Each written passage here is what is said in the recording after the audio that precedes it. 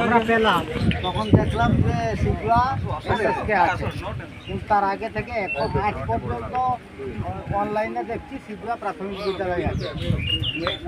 Slip পাওয়ার পরে দেখলাম যে সিগুয়া এসএসকে হয়ে গেছে। সিগুয়া এসএসকে যখন হয়ে গেছে তখন আমরা সঙ্গে সঙ্গে বিডিও সাহেবকে আমরা দরখাস্ত দিয়েছি।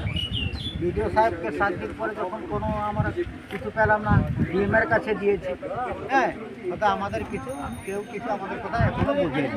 আমরা ভোট কেন্দ্রে দাঁড়িয়ে আছি ভোট দেওয়ার জন্য। আপনাদের বুথ স্লিপ যখন দিল তাহলে আপনারা ওখানে গেলেন না কেন? কোথায়? আমাদের তো কিছু লেখা নেই। হ্যাঁ, বুথ স্লিপে লেখা আছে, SSK লেখা আছে। সেটা কেন মিথ্যা? তাহলে এখন কি চাইছেন আপনারা? এখন আমরা চাইছি যে আমাদের তো আজকের বুথ নয়, এটা দীর্ঘ 70 বছরের দীর্ঘ 70 বছরের বুথ, এটা আমাদের মাদার বুথ। ওটা আমরা এখানে ভোট দিতে দাঁড়িয়ে আছি। এই দেখুন আমার ভোটার কার্ড, আমার বুথ। তাহলে বুথ কেন্দ্র তো অন্যত্র হয়ে গেছে, তাহলে আপনারা কি আজকে ভোট দেবেন না? না,